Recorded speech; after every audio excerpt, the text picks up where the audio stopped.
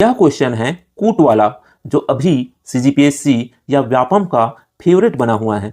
याद रखना, इस टाइप का क्वेश्चन देखने में तो बहुत कॉम्प्लिकेटेड लगता है, लेकिन एक्चुअल में कॉम्प्लिकेटेड नहीं होता।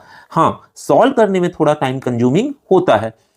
इस टाइप के क्वेश्चन में सभी स्टेटमेंट के बारे में आपको जानकारी हो तभी क्वेश्चन सॉल्व होगा, ऐसा नहीं होता। अगर आपको कुछ ही स्टेटमेंट के बारे में जानकारी है तब भी आप ऑप्शन के सहारे क्वेश्चन बना सकते हैं।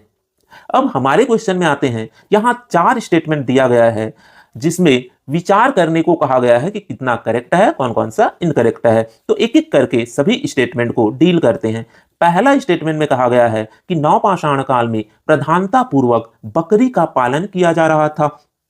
तो ये स्टेटमेंट थोड़ा कंफ्यूजन क्रिएट करता है, क्योंकि हम जानते हैं कि मनुष्य द्वारा सबसे पहला किसी पशु को पालतू बनाया गया था तो वो था कुत्ता।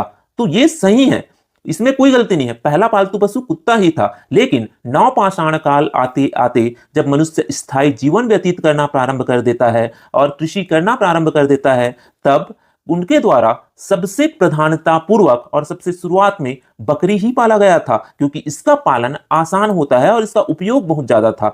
इस पर और अलग से विचार किया जा सकता है कि पहला पालतू पशु कुत्ता क्यों था, और जब कृषि करना प्रारंभ किए तो बकरी ही क्यों पाला गया और अन्य जानवर क्यों नहीं पाले गए। इस पर आप विचार करना, हम नेक्स्ट वीडियो में इसको डील करेंगे। आगे नेक्स्ट स्टेटमेंट देखते हैं। तो दूसरा स्टेटमेंट कहा गया है कि इस काल में या नवपाषाण काल में मिट्टी के बर्तन बनाने के लिए कुम्हार के चाक का प्रयोग किया जा रहा था। तो याद रखना, नवपाषाण काल में मिट्टी के बर्तन बनाने की शुरुआत हो गई थी। शुरुआती दिनों में हाथों से मिट्टी के बर्तन बनाए जाते थे और अंतिम फेज में चाक का आविष्कार हो गया था, जिससे बहुत तेजी से मिट्टी के बर्तन बनना प्रारंभ हो चुके थे। तो ये स्टेटमेंट भी पूरी तरह करेक्ट है। फिर नेक्स्ट स्टेटमेंट देखते हैं, जिसमें कहा गया है कि नवपाषाण काल में कृषि करना प्रारंभ हो चुका था। तो याद रखना, नवपाषाण काल की सबसे प्रमुख विशेषता ही यही है कि इस काल में पशुपालन और कृषि की शुरुआत हो चुकी थी। इसके साक्ष्य हमको बलूचिस्तान के मेहरगढ़ में भी देखने को मिलते हैं। तो ये स्टेटमेंट भी पूरी तरह करेक्ट है। इसके बाद नेक्स्ट स्टेटमेंट आता है, जिसमें कहा गया है कि नवपाषाण काल में चावल की खेती प्रारंभ नहीं हुई थी। याद रखना, नहीं हुई थी कहा गया है। तो ये स्टेटमेंट गलत है, क्योंकि हमको पता है कि उत्तर प्रदेश के कोल्डी हवा से, जो एक नवपाषाणकालीन स्थल है, यहां से चावल की खेती के साक्ष्य प्राप्त हुए हैं।